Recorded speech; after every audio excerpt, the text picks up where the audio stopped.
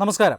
മുഖ്യമന്ത്രിയുടെ മകൾക്ക് നേരെയുണ്ടായ അഴിമതി ആരോപണം, അതായത് ഈ എക്സാലോജിക്കുമായി ബന്ധപ്പെട്ട് എക്സാലോജിക്കും CMRLുമായി നടന്ന ചില ദുരൂഹ സാമ്പത്തിക ഇടപാടുകൾ, ആ ഇടപാടുകളെക്കുറിച്ചുള്ള ചർച്ച കഴിഞ്ഞ കുറേ നാളായി നടന്നു വരികയാണ്. ഈ വിവാദത്തിൽ ഏറ്റവും നിർണായകമായ ഒരു ദിവസമായിരുന്നു ഇന്ന്. അതായത് എക്സാലോജിക്കിൻ്റെ ഹർജി, അത് കർണാടക ഹൈക്കോടതിയിലായിരുന്നു. ആ ഹർജി ഇന്ന് പരിഗണിക്കുന്ന ദിവസമായിരുന്നു കർണാടക ഹൈക്കോടതി. കേരള ഹൈക്കോടതിയും ഇതേ കേസുമായി ബന്ധപ്പെട്ട മറ്റൊരു ഹർജിയും ഇന്ന് പരിഗണിച്ചിരുന്നു. അതായത് CMRLൻ്റെ നിക്ഷേപം നടത്തിയിട്ടുള്ള സർക്കാർ ഏജൻസിയായ KSIDCയുടെ ഹർജിയാണ്. ഈ രണ്ട് ഹർജികളും ആവശ്യപ്പെടുന്നത് എക്സാലോജിക്കിനെതിരെയും CMRLനെതിരെയും ഉത്തരവിട്ടിട്ടുള്ള SFIO അന്വേഷണം, ആ അന്വേഷണം റദ്ദാക്കണം എന്നാണ് ഈ രണ്ട് ഹർജികളുടെയും ആവശ്യം. ഒരെണ്ണം കേരള ഹൈക്കോടതിയിലും ഒരെണ്ണം കർണാടക ഹൈക്കോടതിയിലുമാണ് ഫയൽ ചെയ്യപ്പെട്ടത്. കർണാടക ഹൈക്കോടതിയിൽ ഫയൽ ചെയ്തത് എക്സാലോജിക്കാണ്. ആ എക്സാലോജിക്ക് കർണാടകയിൽ രജിസ്റ്റർ ചെയ്തിട്ടുള്ള കമ്പനിയാണ്. അതുകൊണ്ടാണ് ആ കർണാടക ഹൈക്കോടതിയിലേക്ക് ഈ കേസ് പോകുന്നത്.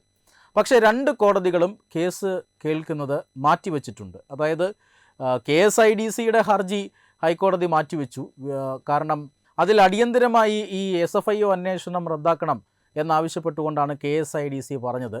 എന്തായാലും അന്വേഷണം നടക്കുന്നത് നല്ലതല്ലേ? ഈ കേരളം ഭരിക്കുന്ന ഒരു മുഖ്യമന്ത്രിയുടെ മകൾ, ആ മകൾ നേതൃത്വം നൽകുന്ന കമ്പനി, ഏകാംഗ ഡയറക്ടറായിട്ടുള്ള കമ്പനി, ആ കമ്പനിക്കെതിരെയാണ് ഇപ്പോൾ വലിയ ആരോപണം വന്നിരിക്കുന്നത്. ആ ആരോപണം ഉയർത്തിവിട്ടത് മറ്റാരുമല്ല, പ്രതിപക്ഷമോ അല്ലെങ്കിൽ രാഷ്ട്രീയത്തിൻ്റെ പേരിലോ ഉയർന്നിട്ടുള്ളതല്ല.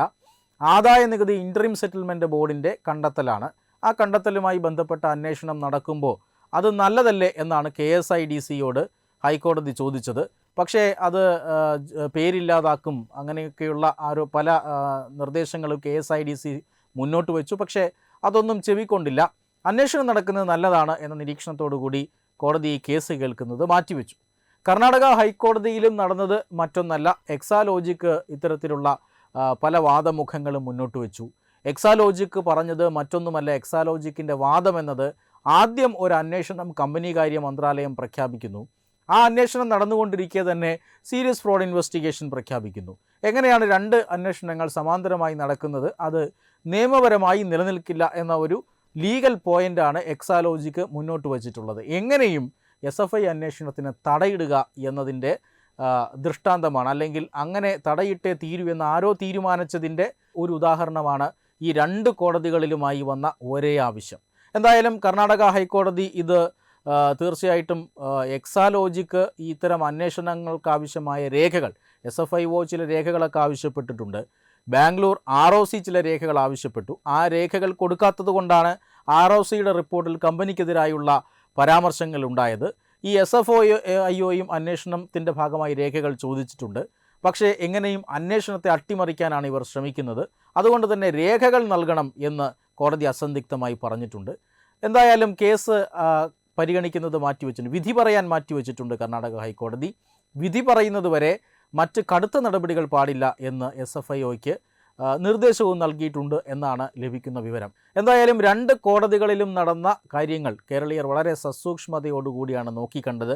പക്ഷേ ബാംഗ്ലൂർ ഹൈക്കോടതിയിൽ SFIO ഉന്നയിച്ച ചില ആരോപണങ്ങളുണ്ട്. ആരോപണങ്ങളല്ല, അത് വളരെ കൃത്യമായ ചില നിലപാടാണ്. കാരണം മുഖ്യമന്ത്രിയുടെ മകൾ 1.72 കോടി രൂപ യാതൊരു സേവനവും നൽകാതെ CMRL നിന്ന് വാങ്ങിയിരിക്കുന്നു.